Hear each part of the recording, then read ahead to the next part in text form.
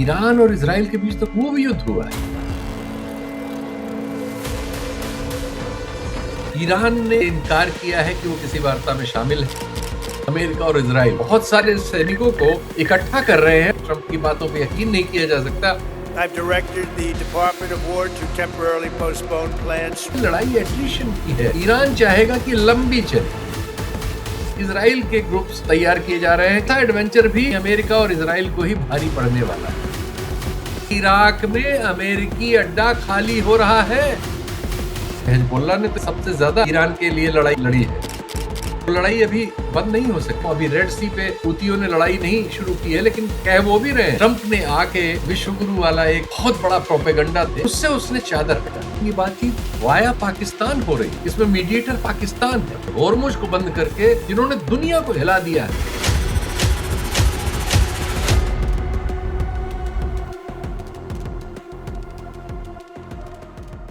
नमस्कार, मैं शीतल पी सिंह और राउंड टेबल स्टूडियो में युद्ध के बारे में मैं जो समझता सोचता हूँ और उसको जो व्यक्त करता हूँ उससे संबंधित एक कार्यक्रम। कहा तो ये जा रहा है ट्रंप साहब की ओर से कि उन्होंने 5 दिन के लिए लगभग युद्ध विराम जैसा कर दिया है, लेकिन ईरान और इजराइल के बीच तो खूब युद्ध हुआ है। ईरान ने भी तेल अवीव पर मिसाइल गिराने में और कई लोगों को घायल करने में और जायदाद को नुकसान करने में सफलता प्राप्त की। इजराइल की ओर से अपने दावे हैं कि उसने सैकड़ों जगहों पर उनके ठिकानों पर हमले किए हैं। खबर तो उड़ गई थी कि जो इजराइल के राष्ट्रपति हैं उनके महल पे या बंगला जो भी रहा हो वहां ईरान की मिसाइलें पहुंच गई थी और उनको बंकर वगैरह में जाना पड़ा, लेकिन ये खबरें पुष्ट नहीं हुई हैं। ये जरूर है कि तेल अवीव में भी मिसाइल गिरी है, इससे नुकसान भी हुआ है। जान माल का कितना नुकसान हुआ, इजराइल से खबरें थोड़ा और छन के और देर में आती हैं और उनकी पुष्टि होने में काफी टाइम लगता है। तो ये स्थिति है। ईरान ने इस बात से इनकार किया है कि वो किसी वार्ता में शामिल है, जिनका नाम फाइनेंशियल टाइम्स की खबर में था और जिसकी वजह से सारी दुनिया में इसकी चर्चा हुई। यानी वहां की संसद के जो चीफ हैं, गलीवेफ या क्या नाम है उनका, उन्होंने कहा है कि वो किसी वार्ता में शामिल नहीं है और उनके विदेश मंत्री ने भी ये कहा है। तो इस वार्ता में शामिल कौन है? वैसे ही लीडरशिप के एक बड़े हिस्से को तो आपने मार दिया और ये बात दुनिया कह रही थी कि जो आपने किया है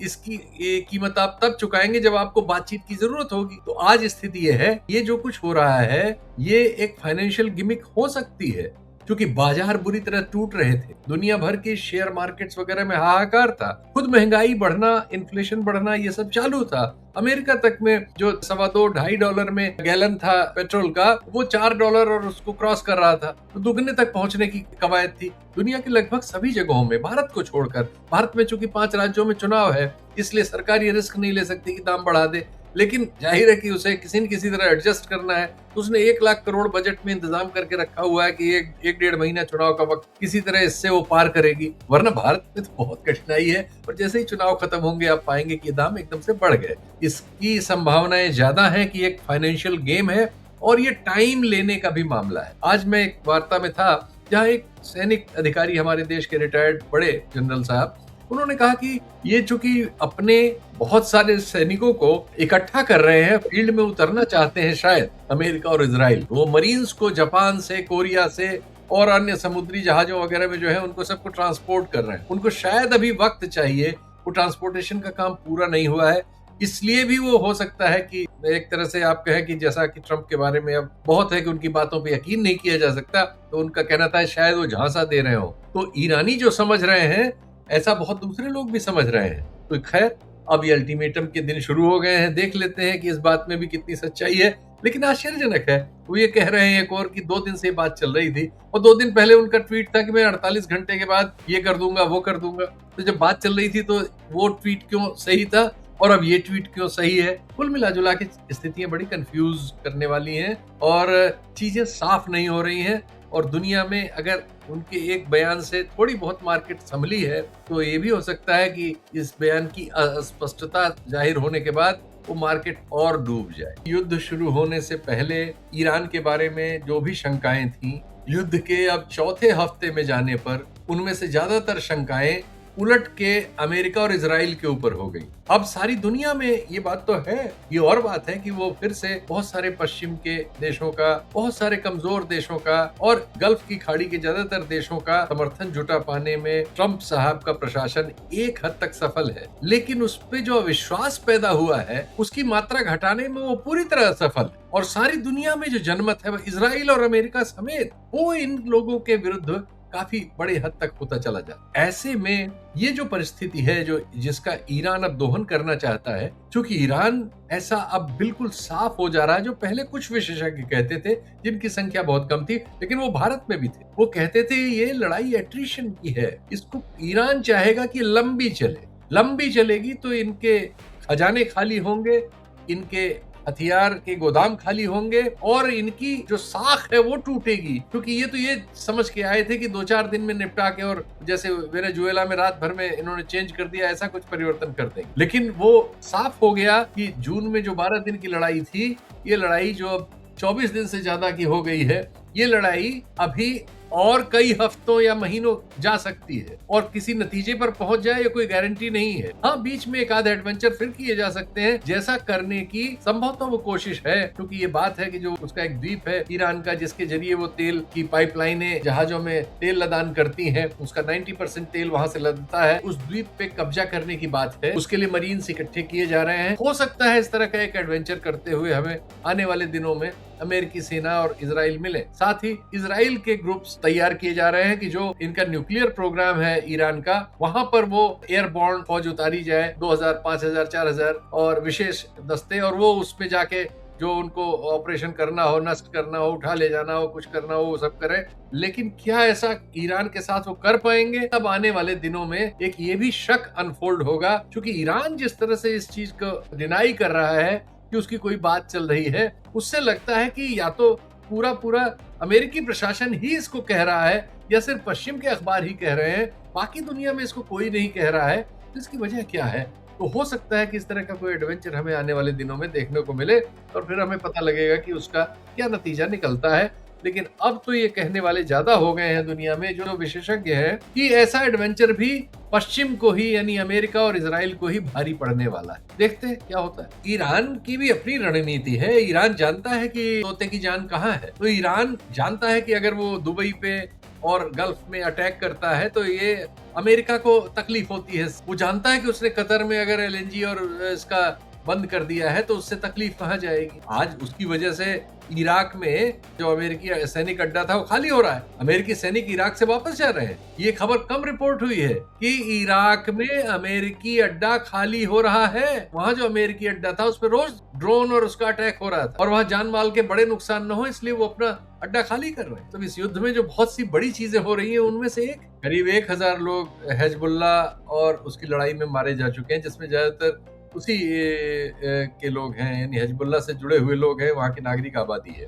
और करीब 1800 लोग ईरान में मारे जा चुके हैं। तो हिजबुल्ला ने तो इस लड़ाई में मतलब आप कह सकते हैं कि सबसे ज्यादा ईरान के लिए लड़ाई लड़ी है और वो लड़ाई अभी बंद नहीं हो सकती, क्योंकि ईरान इजराइल के भी जो लक्ष्य हैं वो भी अधूरे हैं और हिजबुल्ला के जो लक्ष्य हैं वो भी अधूरे हैं और वो ज्यादा करीब हैं। वहां से जो वो नुकसान कर रहे हैं वो बहुत ही और सबसे बड़ी बात है कि वो ईरान को एक तरह से एक ताकत भी देते हैं कि उनके प्रॉक्सी भी लड़ रहे हैं, चाहे इराक में हो चाहे वहां हो। अभी रेड सी पे हूतियों ने लड़ाई नहीं शुरू की है, लेकिन कह वो भी रहे हैं। और किसी ऐसी परिस्थिति में जिस एडवेंचर की मैं बात कर रहा था कि अगर अमेरिका और ये ईरानी द्वीप पे कब्जा करने आते हैं तो हमें शंका नहीं करनी चाहिए कि हूती भी इस युद्ध में कूद पड़ेंगे और वो रेड सी भी बंद हो जाएगा। अब भारत की और दुनिया में निश्चित तौर पर जो हाइड्रोकार्बन क्राइसिस हुई है इस युद्ध की वजह से और ओवरऑल जो व्यापार की क्राइसिस हुई है, पूरा गल्फ रीजन जो एक बहुत बड़ा व्यापारिक केंद्र था उसमें सब कुछ गड्ढमड्ढ सा हो गया है। उस सब का असर है, बाजार पर असर है,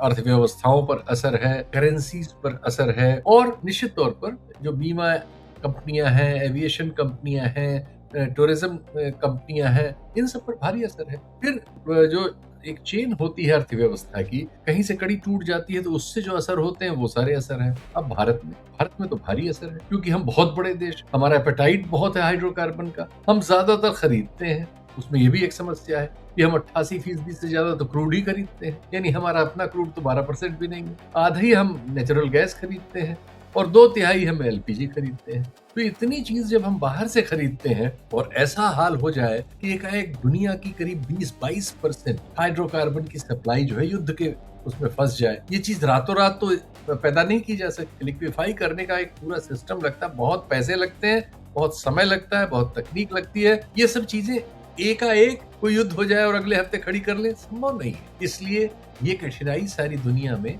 और फिर भारत में, जिसमें हम आधा हमारा काम नेचुरल गैस का, लिक्विफाइड नेचुरल गैस इंपोर्ट जो होती है उससे 32 कारखाने हैं खाद बनाने के, उनमें से 30 कारखाने नेचुरल गैस पे चलते हैं, बहुत से बिजली घर हमारे नेचुरल गैस पे चलते हैं। इन सब में अब एक संकट आ गया है। बहुत सारी हमारी औद्योगिक इकाइयां हैं, पूरे शहर हैं। मोरबी एक शहर है, वो नेचुरल गैस पे तो नहीं लेकिन प्रोपेन गैस पे चलता है, जो एलपीजी का एक फॉर्म है। अब उसको नहीं मिल रहा है तो पूरा शहर जाम हो गया है, मजदूर वहां से वापस आ रहे हैं। सूरत से मजदूर इंडस्ट्रियल एरिया से वापस आ रहे हैं, तमिलनाडु से आ रहे हैं, आंध्रा से, जहां भी हैं मजदूर बस्तियां हमारी, हर जगह इससे कठिनाई हुई है। आज प्रधानमंत्री ने इस चीज को स्वीकार भी किया कि देखिए ये कठिन वक्त है और ये एरिया है जिसमें हमें कठिनाइयां हो सकती हैं अगर ये युद्ध ज्यादा चलता है। उन्होंने इन सब चीजों का जिक्र किया, फर्टिलाइजर का जिक्र किया, गैस का जिक्र किया, क्रूड का जिक्र किया। ये ठीक तरीका है कि आप सच बोलिए, क्योंकि हमारे जो पेट्रोलियम मिनिस्टर हैं उन्होंने 14 दिन पहले कुछ ऐसी कहानी बताई थी जैसे कुछ है ही नहीं, लेकिन नीचे हाहाकार मच रहा था, गैस को लेके किल्लत हो रही थी, लोग बदहवास से बुकिंग के लिए जा रहे थे। जो फुटकर खरीदते हैं, छोटे छोटे जो बहुत सारे डेलीगेसी वगैरह में रहने वाले छात्र हैं, मजदूर हैं, साधारण लोग हैं जिनके पास कनेक्शंस वगैरह नहीं है, कमाने बहुत दूसरी जगह गए हुए हैं, वो इस तरह के छोटे सिलेंडर्स से अपना काम चलाते हैं। इनकी जो फुटकर गैस बिकती है उसके दामों में एकाएक हाहाकार मच गया। तो ये सब है कठिनाइयां, इनको आज प्रधानमंत्री जी ने स्वीकार किया। खबर आ रही है रूस से कि वहां यूक्रेन ने उनके बाल्टिक सी वाले सेंटर को, जो उनका सप्लाई का सेंटर है और रिफाइनरियों से जुड़ा हुआ है, उसको उड़ा दिया है। तो अगर वो मामला बंद हुआ तो उससे भारत को तेल आ रहा था और भारत के अलावा एशिया में बहुत जगह जा रहा था, तो ये सारी सप्लाई जो रूस से आ रही थी वो डिस्टर्ब होंगी और इनके तात्कालिक कोई विकल्प नहीं होते। तो ऐसा नहीं कि हाइड्रोकार्बन में रातों रात कोई दूसरा आदमी उससे ज्यादा उत्पादन करने लगेगा, उन सबकी एक सीमा है। जैसे अमेरिका में जो उत्पादन की सीमा है, छत उसने छू ली है, अब वो उससे ज्यादा नहीं कर सकते। तो अगर ये बात जो अभी खबर आ रही है कि यूक्रेन ने ऐसा कर दिया है, अभी ये डैमेज कितना हुआ है ये सब डिटेल्स नहीं आए हैं, लेकिन अगर वो डैमेज बड़े हैं और गंभीर हैं तो निश्चित तौर पर ये एक नई समस्या होर्मुज के बाद कम से कम भारत के लिए होने वाली है। क्योंकि इस समय एकाएक ये अमेरिका के द्वारा सहमत हो जाने पर कि 30 दिन आप रूस से खरीद सकते हैं, भारतीय खरीदार जो है, रिलायंस समेत जिन्होंने बयान देकर अपने को रूसी तेल से अलग कर लिया था, वो भी रूस की ओर दौड़ पड़े हैं। देखिए, ट्रम्प जी के इस बार सत्ता में आने के बाद जिस एक राजनेता की छवि का सबसे ज्यादा नुकसान दुनिया में हुआ है, या आप कहें कि उससे पर्दा खुल गया है, वो हमारे प्रधानमंत्री जी, इसमें तो कोई शक नहीं। ट्रम्प ने आके वो ये जो विश्व गुरु वाला एक बहुत बड़ा प्रोपेगेंडा था जिसपे हजारों करोड़ों रुपए खर्च किए गए थे और अनवरत खर्च किए जा रहे थे, उससे उसने चादर हटा दी। उसने बता दिया कि भारतीय इकोनॉमी की स्थिति क्या है, उसने बता दिया कि उसके कहने से युद्ध वगैरह रुकते हैं, उसने बता दिया कि वो कहता है तो ईरान से तेल लेना बंद हो जाता है और वो कहता है तो रूस से तेल लेना कम हो जाता है। तो ये सब उसने जब बताया तो प्रधानमंत्री जी की जो छवि थी कि ये सारे फैसले दुनिया में करते हैं या इनके जरिए होते हैं या इनके बिना नहीं होते, जैसा कि हमारे गृह मंत्री कहा करते थे, वो सब तर्क जो है धराशायी हो और हमारे सामने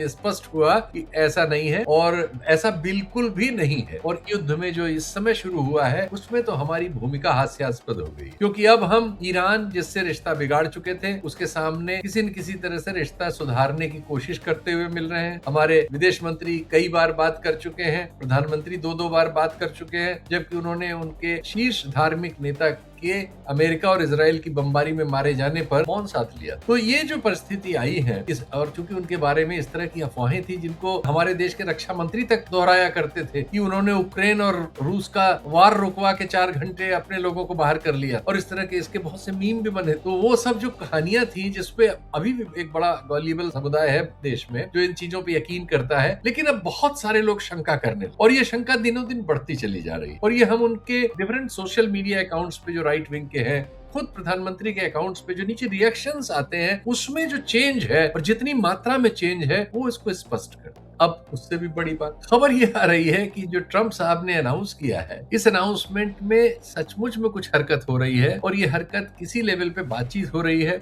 जिसमें ईरान में जो उनकी जैसी भी संसद जैसी संस्था है उसका जो स्पीकर है वो इसमें शामिल है और ट्रंप प्रशासन के बहुत सीनियर लोग इसमें शामिल है जो बात कर रहे हैं। लेकिन ये बातचीत वाया पाकिस्तान हो रही है, इसमें मीडिएटर पाकिस्तान है। ये भारत के लिए बड़ी अजीब सी स्थिति। पाकिस्तान हमारी अर्थव्यवस्था के सामने मतलब उसका कोई न संख्या में न क्षमता में न सामर्थ्य में कोई उसका सानी नहीं है और हमारा एडवर्सरी भी है तो हमारे लिए उससे चुनौती मिलती रहती है। अगर दुनिया के मसलों को हल करने में इस साइज का होने के बावजूद वो आगे नजर आए और हम गायब मिले, ये हमारे लिए तो बहुत अजीब स्थिति है। लेकिन ये स्थिति सच्ची है, ये रियल है। कुल मिला जुला के जो सीन आज ये 25वें दिन हमारे सामने है, ये एक हद तक स्पष्ट भी है और ज्यादातर अस्पष्ट भी है। स्पष्ट इस रूप में है कि ईरान इस लड़ाई को लंबा खींच सकता है, ये साबित। ईरान को इसके बावजूद कि उसके एक बड़े नेतृत्व को मार दिया गया है, लगभग काफी हद तक मार दिया गया है, लेकिन इससे लड़ाई जीती नहीं जा सकती इस दांव से। जो सोचा गया था, मेरा ख्याल है इजराइल और अमेरिका के थिंक टैंक्स ने लड़ाई शुरू करने से पहले जो अपना आधार बनाया इस लड़ाई को शुरू करने का, वो यही था कि हम लीडरशिप को मार देंगे क्योंकि उनके पास इंटेलिजेंस इनपुट था, उनके पास टेक्निकल सामर्थ्य थी और वो निश्चित तौर पर ईरान से एयर पावर में और नेवी पावर में बहुत आगे थे और फाइनेंशियल पावर में बहुत आगे। तो उनको ये गलतफहमी थी। अगर ये गलतफहमी साबित हो गई, कम से कम आज 25वां दिन है और अभी बिल्कुल कोई भी कह सकता है कि ये लड़ाई अगले 25 दिन में भी खत्म होगी कि नहीं, ये कोई नहीं कह सकता। तो ये जो ये ईरान की जीत कही जाएगी कि ईरान ने दुनिया की सबसे बड़ी ताकत और तकनीकी रूप से सबसे श्रेष्ठ एक देश के ग्रुप को उन्होंने इतने दिन तक लड़ाई के मैदान में एकदम आमने सामने रोक रखा। ये कोई कह सकता है कि हमने उनके ज्यादा लोग मार दिए, लेकिन कोई ये नहीं कह सकता कि उसने हमें जवाब नहीं दिया। और उसने भयानक जवाब दिए। उसने उन शहरों में तबाही मचा दी है जहां ये आणविक कार्यक्रम चलाते हैं इजराइल। उसने लगभग अपने आस पड़ोस के सारे अमेरिकी अड्डों पर मिसाइल दागने में और ड्रोन पहुंचाने में सफलता प्राप्त। उसने उन बहुत सारे आर्थिक केंद्रों पर जिन्होंने दुनिया को हिला दिया है, अपनी उपस्थिति ही नहीं अपना कब्जा दिखाया है। और होर्मुज को बंद करके उसने दरअसल पूरे युद्ध अभियान में अमेरिका और इजराइल के जो भी मंसूबे थे उनको सूली पे टांग दिया और अब उनकी समझ में नहीं आ रहा कि वो कैसे निकले।